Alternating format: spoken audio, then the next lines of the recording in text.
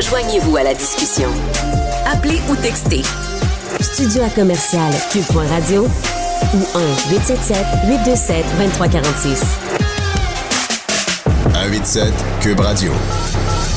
Dans les entrevues cycliques, comme j'en parlais dans l'émission, des sujets qui reviennent, heureusement ou malheureusement, dans l'actualité, il y a la chaleur puis tout ce qui vient avec. Hein? Les gens qui vont bientôt, je le dis, là, c'est ma prédiction. Je suis ce matin là en train de faire un oracle de moi-même. On va bientôt parler de climatiseurs puis de pénurie. Tiens.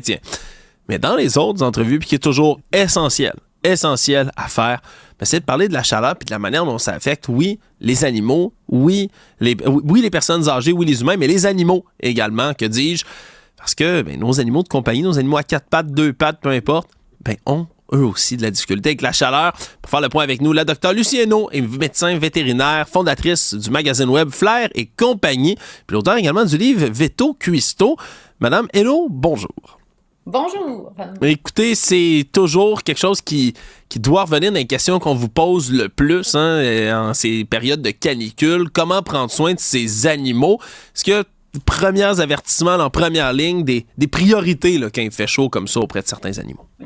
D'abord, c'est une bonne chose qu'on s'y intéresse en prévention parce que c'est tellement l'adage « vaut mieux prévenir que guérir », là, c'est parfait pour ça. Puis c'est vrai, Alexandre, à chaque année, on revit des coups de chaleur.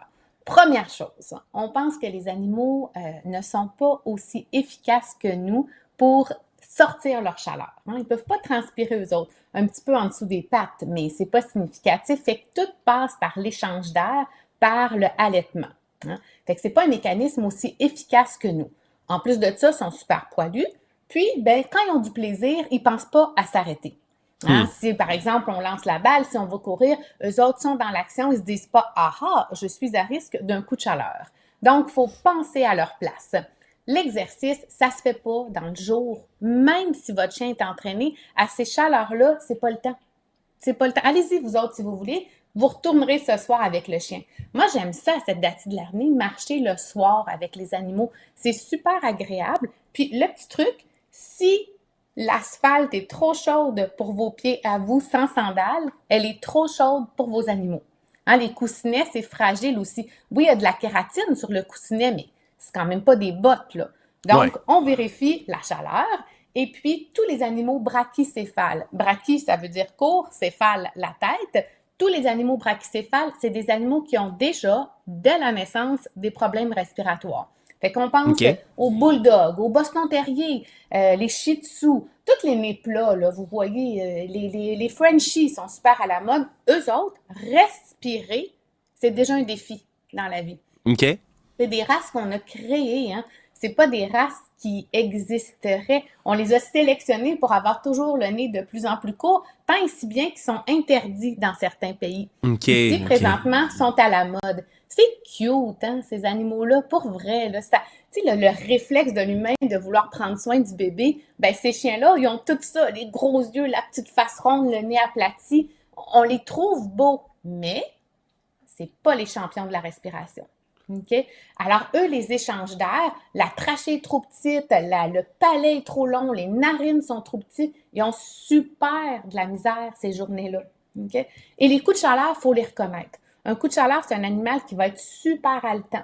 Les muqueuses vont devenir rouges, des fois même bleues. C'est mortel, un coup de chaleur. Faut s'en occuper super vite. Mauvaise idée que de plonger l'animal dans l'eau froide. On va provoquer un choc thermique. Un coup de chaleur, on recouvre l'animal d'une serviette d'eau froide et on se garroche, excusez le langage, mais c'est ça, chez le vétérinaire. Il faut essayer de prendre soin. Un coup de chaleur, c'est les organes à l'intérieur qui sont en train de cuire. Dégueu, Il fait tellement chaud. Des fois, on a des températures qui atteignent 41, 42 degrés. Il fait tellement chaud qu'à l'intérieur de l'animal, ça cuit. Et une chose, Alexandre, que c'est quand même tannant de répéter, mais répétons-le, on ne laisse pas un animal dans l'auto. S'il vous plaît, là, je peux pas croire comme vous le dites, ma Dr Hainaut, là, je peux pas croire qu'à chaque fois, on va refaire ce rappel-là, mais on va le refaire parce qu'on n'a pas le choix. Come on, la gang. Pas vos bébés, pas vos amis. Rien de vivant ne devrait rester dans une voiture, peu importe le moment. Encore moins quand il annonce des 40 degrés, s'il vous plaît. Même pas 5 minutes. Non. Tu sais, les animaux en difficulté respiratoire, tu sais, les chiens qui font de l'asthme, les chats qui font de l'asthme, c'est des journées difficiles pour eux. Il y a des coussins de refroidissement qu'on peut utiliser. Dans mon livre, justement, j'ai un super beau bouillon de poulet sans oignon, parce que l'oignon, c'est toxique chez le chien et chez le chat. On peut prendre ce bouillon-là, super facile à faire, on le met en cube de glace. de glace. Puis on peut offrir ça aux chiens. Parce que les chiens qui sont habitués d'être actifs, puis que là, on garde super tranquille, ils s'ennuient. Hein? Ben moi, j'ai fait mon bouillon de poulet de la Veto Cuisto, puis j'ai mis les chiens dehors un matin avec chacun des cubes de glace. Parce qu'ils ont besoin de stimulation quand même. Puis aussi, je voulais pas qu'ils me dérangent pendant qu'on était ensemble. Fait qu'ils mangent leur glace, puis je vais aller les rechercher après. Eau froide, les chats aussi. Les chats, ce n'est pas des animaux qui boivent suffisamment. Hein. Les chats, c'est comme des animaux du désert. Il faut les stimuler à boire. Un petit peu justement de jus de thon, de bouillon de poulet dans leur eau, un bol plus large, une fontaine. Il y a beaucoup de chats, savez-vous ça, Alexandre? Il y a beaucoup de chats qui n'aiment pas que leur moustache frotte sur les parois du bol. OK, fait que ça prend un bol large. Oui, il y a des chats qui aiment mieux les bols plus larges. Je ne touche pas à ma moustache. Après ça, un truc que j'avais, moi, quand j'habitais en appartement, j'avais pas l'air climatisé. Je faisais j'avais acheté des grosses tuiles de céramique, puis je les refroidissais au congélateur. Ah puis ouais. je les sortais pour que mon chien se couche dessus le soir. Fait que ça reste frais plus longtemps. C'est un petit truc. Les oreillers magiques, là, tu sais, qu'on aime bien faire chauffer au micro-ondes, super pour les mettre au congélateur puis les sortir pour l'animal. Si nous, on se dit, il fait trop chaud dans la maison, je vais aller me refroidir au centre d'achat, il fait trop chaud aussi pour le chien. Hein? Oui. Ventilateur, faut lui en laisser. Fermer les rideaux pour pas que le soleil rentre. Faut réfléchir à leur place. Mais si vous êtes inconfortable, ils sont encore bien plus que vous. Hein? Ouais. Ouais, puis une question que je me pose, docteur Hainaut, parce que ça a toujours été une espèce on dirait qu'on entend les deux concernant le poil puis la fourrure là, d'un animal. Ouais. On le sait que c'est chaud là, de la fourrure. Fait que d'un côté, on a comme le réflexe de dire je vais aller faire tondre mon animal parce qu'il fait super chaud. Mais de l'autre côté, il y a cette espèce d'idée-là qu'on entend que ça sert aussi à garder, à réguler la température, voire même à protéger la peau contre le soleil. C'est quoi l'entre-deux là-dessus? On doit-tu faire toiletter notre animal quand il fait chaud de même? D'abord, il faut le brosser beaucoup. Le poil mort, lui, il sert à rien, puis il fait juste entretenir la chaleur. Deuxièmement, est-ce qu'on a un animal qui se baigne? T'sais, par exemple, moi, j'ai eu un labernois pendant des années qui adorait aller se baigner. Ben, il faisait des hotspots. Des dermatites à cause de l'humidité. Hein? Parce que pour de vrai, là, dans la vraie vie, là, chaque fois que ton chien se baigne dans la piscine, tu vas prendre le séchoir et tu vas le sécher au complet. Ben non. Ben non. C'est plus une vie, ça, là. Fait que lui, on le rasait. T'sais? Mais on le rasait pas complètement parce que pour de vrai, la peau, elle est sensible aux rayons du soleil. Hein? Les chiens nus, là, comme les chiens nus du Mexique, les chiens chinois à crête, font des coups de soleil. Ils ont besoin d'une crème solaire qui est approuvée pour le chien. Quand tu t'achètes ce genre de chien-là, il faut que tu saches que tu vas gérer la crème solaire. T'sais. Sinon, moi, j'ai un montagne des Pyrénées. Lui, on le rase pas. Parce qu'avec son sous-poil, souvent, le sous-poil, ça repousse pas beau après. Ça, c'est les gros chiens. C'est gros chiens blancs, ça, les montagnes des Pyrénées? Belle et Sébastien. OK. Ah, le film de Belle et Sébastien. Dis-moi pas, Alexandre, t'as pas écouté Belle et Sébastien? Belle et Sébastien. Dans... Le gros chien, dans les bonhommes animés. La Belle et le clochard. Oh, mon Dieu. Là, OK, oui, là, ça me revient. Mais une chance qu'on a la docteur Hainaut qui est en train de me chanter la chanson générique, parce que sinon, je l'aurais pas pognée, celle-là, je vous avoue. Non, il faut ce qu'il faut. Il faut oui. ce qu'il faut. Fait que moi, j'ai une montagne des Pyrénées, lui, il est pas rasé. Puis Kobe, ben, c'est une espèce de croisé. Je dis que c'est un flat coat retriever, mais c'est un chien de refuge. C'est un tout poilu. Puis ça se peut qu'à un moment donné dans sa vie, je doive le raser. Je vais voir. Pour l'instant, il n'est pas encore. Mais j'en ai déjà rasé parce que les chiens qui se baignent, dermatite, les oreilles, il faut les assécher. Ils font beaucoup d'otites, surtout les chiens à oreilles tombantes. Il faut assécher ces oreilles-là après. Pas d'huile. Hein? On prend un produit qui est doux avec un petit peu d'alcool pour assécher l'oreille. Super important. On les laisse se baigner s'ils aiment ça à cette date-ci de l'année. Ça leur fait du bien aussi. T'sais. Puis le bol d'eau, et tu peux pas croire, aide-moi Alexandre, qu'il y a encore des chiens qui gardent, des humains qui gardent leurs chiens attachés dehors. Ça, non. Si c'est le cas, là, honnêtement, c'est de la maltraitance animale. Okay. Il peut pas aller juste chercher de l'ombre dans sa niche, là.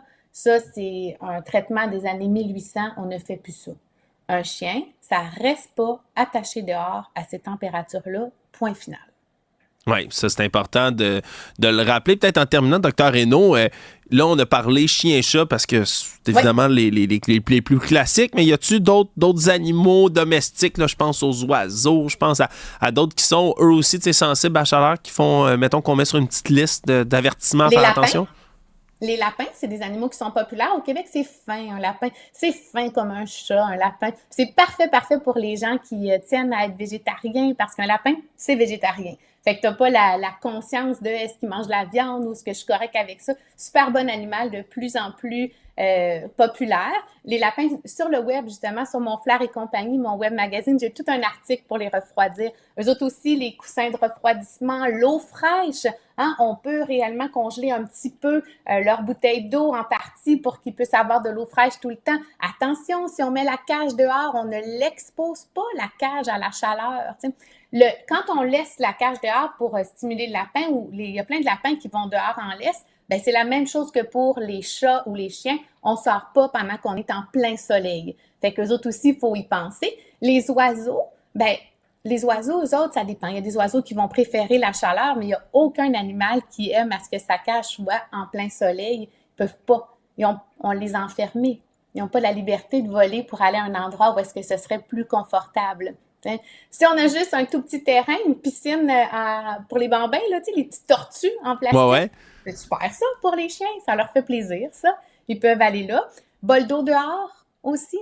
La galerie, ce n'est pas un endroit approprié pour laisser un chien pour qu'il se refroidisse. C'est du ciment, voyons. Ça devient super chaud, t'sais. Puis, on pense à tous les animaux plus âgés, qui font de l'asthme, qui ont déjà des problèmes respiratoires. Eux autres, là, il faut être particulièrement prudent. J'ai eu un animal qui est décédé il n'y a pas longtemps. Une bonne famille, en plus, qui prenait soin de ce chien-là. Puis le petit peu de chaleur à laquelle il a été exposé, ça a été trop pour ce qu'il était capable de prendre. Fait que même des fois, là, les gens qui sont pas négligents, ils peuvent avoir des problèmes avec ça. Oui, c'est important à chaque fois de faire ces rappels-là. Hein, je vais utiliser une expression, comme vous le dites, là, c'est ce qui est bon pour Pitou est bon pour Minou. Mais là, ce qui est bon pour nous est bon pour Pitou et Minou. Hein, en termes de chaleur, si vous avez trop chaud, vos animaux ont trop chaud aussi. Dr. Lucie Hainaut, vous êtes médecin vétérinaire, fondatrice du magazine web Flair et compagnie, auteur du livre aussi Veto Cuisto. Vous avez plein de trucs dans ces sites-là, dans votre livre aussi, pour justement refroidir vos animaux et plus encore. Merci d'avoir été là. Ça a été un plaisir. Bonne journée aux amis des animaux. Au revoir.